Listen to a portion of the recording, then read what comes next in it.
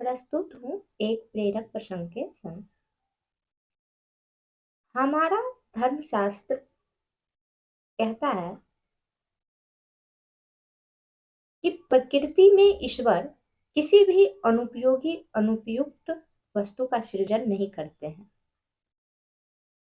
तो हम चाहे कैसे भी हों, गोरे काले, छोटे लंबे, दिव्यांग, तेज, बहुत अधिक बुद्धिमान, मंदबुद्धि, जैसे भी हो, ईश्वर की अनुपम कृति के रूप में स्वयं का सम्मान करना चाहिए। इस प्रसंग को इस बात को हम एक प्रसंग के माध्यम से, एक घटना के माध्यम से जानते हैं कि कैसे और क्यों। एक महात्मा जी यात्रा के दौरान एक वृक्ष के नीचे कुछ पल सुस्ताने के लिए रुके, तो उसके हाथ पर पानी का दो बूंद गिरा। वो ऊपर सर उठाकर देखते हैं कि ये पानी कहाँ से गिरा, तो देखते क्या है कि एक कौवा रो रहा है।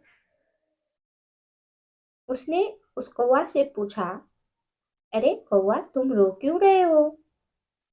कौवा बोला, महात्मा बताइए, ईश्वर ने मुझे कैसा बनाया है, कितना कुरूप, कितनी कर्कश आवाज, एकदम काला कलूटा सा, कोई अपने द्वारांगन में रहने नहीं देता है। बोलना चाहो तो कहते हैं कौं कौं मचा रहा है, कौवा भगा देता है द्वारांगन से।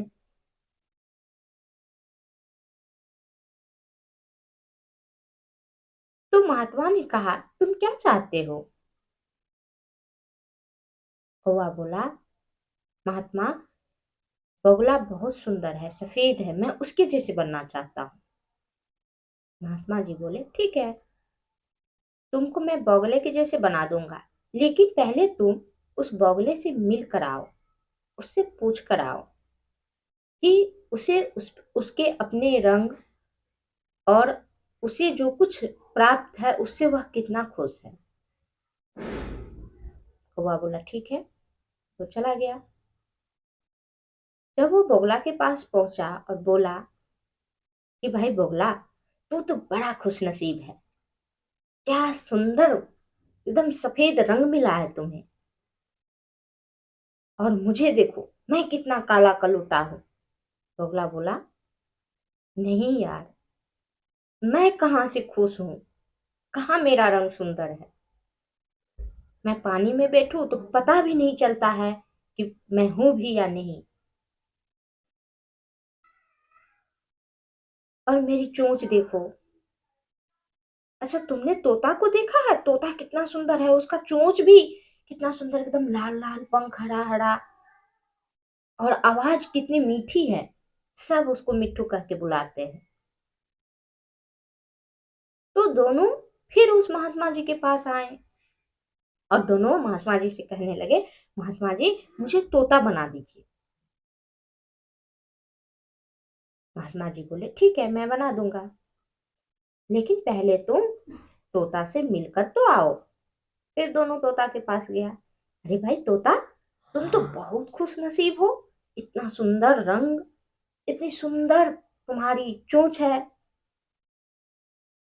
और तुम्हारी आवाज इतनी मीठी है, तुम बहुत भाग्यशाली हो। तोता बोला, अरे कैसे? ये सब कुछ तो मेरे जी का जंजाल बना हुआ है, और रंग, जो रंग तुम इतना सुंदर कह रहे हो, अगर वृक्ष पर बैठूं तो पता भी नहीं चलता है कि मैं हूं कि नहीं हूं, और इस आवाज और रंग के चलते ही शिकारी मुझे पिंजरे में बंद कर लेते हैं, मुझे पिंजरा में कैद करके रखते हैं, बेच देते हैं, पकड़ते हैं, मेरी बहुत दुर्गति है, मैं बिल्कुल खुश नहीं हूँ। अच्छा, मोर को देखो, कितना सुंदर पंख है, सब कुछ उसका कितना सुंदर है, तो फिर सब मिलके महात्मा जी के पास पहुंचते हैं। महात्मा जी, हम सबको मोर बना दीजिए। मोर बहुत सुंदर है, उसे कोई तकलीफ नहीं हो सकता। महात्मा जी बोले ठीक है, मैं बना दूंगा, लेकिन पहले तुम एक बार मोर से मिल तो आओ। सब मोर के पास पहुंचा। अरे भाई मोर, तुम तो बहुत खुश नसीब हो, इतना सुंदर पंख तुम्हारा, तुम तो जंगल का शान हो, पक्षी में सबसे सुंदर तुम हो। मोर ने कहा, अरे क्या बात करते हो, मेरे पंख नोच नोच कर लोग ले जाते हैं, मेरा जीना हराम हो गया है। ये सुंदरता किस काम का कि हम जी ही ना सके।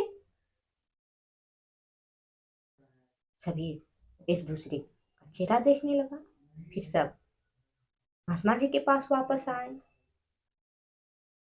महात्मा, हम में से कोई खुश नहीं है, हम सब आखिर में किसी न किसी बात से दुखी हैं। महात्मा जी बोले, तुम लोग अपनी सोच के चलते दुखी हो,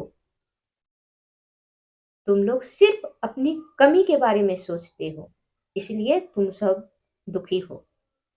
तुम सब में कोई न कोई विशेषता है, तुम सब प्रकृति की, ईश्वर की अनुपम कृति हो। प्रकृति के लिए कौवा श्राद्ध में पूजा जाता है, बोगला अपने रंग के कारण ही भोजन पाता है, तोता अपने रंग के कारण ही स्वयं को सुरक्षित रख पाता है, और मोर भी अपनी सुंदरता के कारण पूजित है। वह अपनी सुंदरता, अपनी सौम्यता और पवित्रता के लिए भगवान को अर्पित है। वो भगवान के मुकुट पर उसका पंख धारण किया जाता है। तो सबकी अपनी विशेषता है। तो तुम लोग जैसे भी हो, स्वयं का सम्मान करो और खुलकर जीवन जियो। सभी खुशी खुशी वापस चले गए। तो इस घटना के द्वारा हमने देखा कि प्रकृति में ईश्वर किसी भी वस्तु का यूं ही सृजन नहीं करते हैं, उसके पीछे कोई न कोई मकसद होता है। और ईश्वर जिस भी चीज का जिस भी तरह से सृजन करते हैं, उसके पीछे ईश्वर का कोई न कोई उद्देश्य छिपा होता है। तो इसलिए हम जैसे भी हैं, जिस भी तरह से हैं, स्वयं का सम्मान करें, स्वयं से प्रेम करें, स्वयं की विशेषताओं को जानने का प्रयास करें, और स्वयं की कमी को स्वयं का ताकत बनाने के लिए अपने कदम बढ़ाएं, तो हम सफल हो सकते हैं। धन्यवाद।